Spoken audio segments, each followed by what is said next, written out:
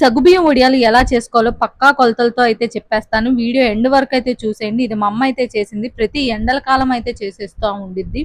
ఇంక వడియాలు కూడా ఎక్కడ ఇరగకుండా పర్ఫెక్ట్ గా వస్తాయి. ఊడేటప్పుడు కూడా మీకు వడియం అనేది ఎక్కడికి విరగదు. అందరికి welcome back to another new video. సగ్గుబియ్యం వడియాలు పక్కా కొలతలతో అయితే చెప్పేస్తానన్నా కదా, దానికోసం ఒక చెంబు తీసుకొని నాలో 1/2 kg సగ్గుబియ్యం ప్యాకెట్ అయితే వేసేసుకోండి.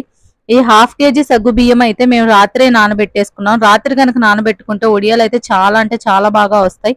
దీనిలో ఇంకా రాత్రి ఒక 2 చెంబులు నీళ్లు అయితే పోసేసుకున్నాం. పగలకైతే బాగా అంటే బాగా నానిపోయింది. ఇప్పుడు ఆల్రెడీ 2 చెంబులు నీళ్లు పోసారు కాబట్టి పగల 5 చెంబులు నీళ్లు పోస్తే సరిపోతుంది. మొత్తం 7 చెంబులు నీళ్లు అయితే వాడాలి దీనికి. మీరు గనక రాత్రి నానబెట్టుకోకపోతే సగ్గుబియ్యం ఉడికేటప్పుడు 7 చెంబులు నీళ్లు అయితే పోసేసుకోండి. ఇంకా మేమైతే మిగిలిన 5 చెంబులు నీళ్లు అయితే ఇప్పుడు పోసేసుకున్నాం. వాటర్ అంతా బాగా బాయిల్ అయ్యే లోపు దీనిలోకి అల్లము, పచ్చిమిర్చి అంతా మిక్సీకి అయితే వేసేసుకోవాలి. కేజీ సగ్గుబియ్యం వడియాలు పెడుతున్నాం కాబట్టి దానిలోకి 50 గ్రాముల అల్లం, 7 నుండి 8 పచ్చిమిర్చి అయితే సరిపోతుంది. ఇంక ఈ అల్లం అంతా బాగా మిక్సీకి అయితే వేసేసుకొని ఇంకా దానిలోకి సరిపడా జీలకర్ర కూడా అయితే వేసేసుకోవాలి. జీలకర్ర అయితే మిక్సీ పట్టే పని అంత లేదు.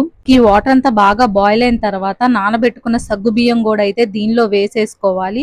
ఇంక ఈ సగ్గుబియ్యం కూడా బాగా ఉడకాలి. ఈ సగ్గుబియ్యం ఉడకటానికి చాలా టైమే పట్టింది. ఉడకపోతే అంత బాగా రావు వడియాలు, మాత్రం బాగా ఉడికించుకోవాలి. ఇంకా మా అమ్మ థిక్నెస్ కోసం అయితే 1 కప్పు బియ్యం పిండి అయితే వేసేసుకుంది. ఇంక ఈ బియ్యం పిండిలోనే పట్టుకున్న అల్లం, పచ్చిమిర్చి పేస్ట్ అయితే వేసేసుకొని దాన్ని కొంచెం నీళ్లు అయితే పోసేసుకొని బాగా కలుపుకుంది. ఉండలు లేకుండా బాగా కలుపుకొని దీన్ని అయితే పక్కన పెట్టేసుకోవాలి.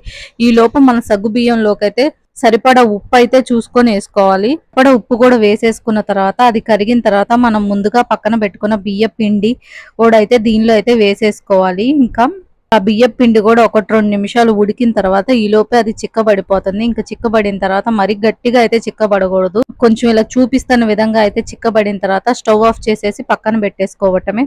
వడియాల పిండి అయితే కొంచెం చల్లారిన తర్వాత ఇలా చూపించిన విధంగా 1 గంట పోస్తూ వడియాం లాగా అయితే పెట్టేసుకోవడమే.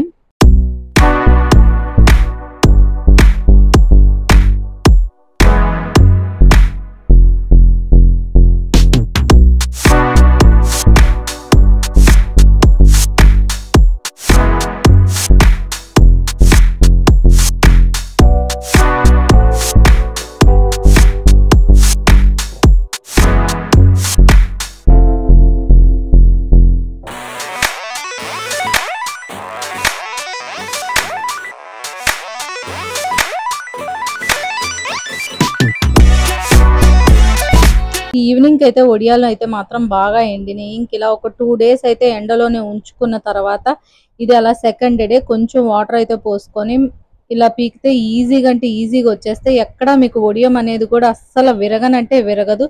చూసారా, ఒక్క వడియం కూడా విరగకుండా ఎంత బాగా అయితే వచ్చేస్తున్నాయో. ఇంకా మళ్ళీ అలా ఒక బౌల్కి వేసుకున్న తర్వాత ఇంకొక డే కూడా అయితే ఎండలో పెట్టేసుకోవాలి. ఇంకా వడియాలు వేస్తుంటే చూడండి ఎంత పెద్దగా, ఎంత క్రిస్పీగా, సగ్గుబియ్యం కూడా భలే అంటే భలే ఉడికిపోయింది. చాలా అంటే చాలా బాగా వచ్చినాయి పక్కా కొలతలతో. ఇంక ఈ వీడియో కనుక మీకు నచ్చినట్టయితే తప్పకుండా లైక్, షేర్, సబ్స్క్రైబ్ అయితే చేసేసుకోండి. మర్చిపోకండి. ఈ రోజుకైతే ఉంటాం మరి, బాయ్.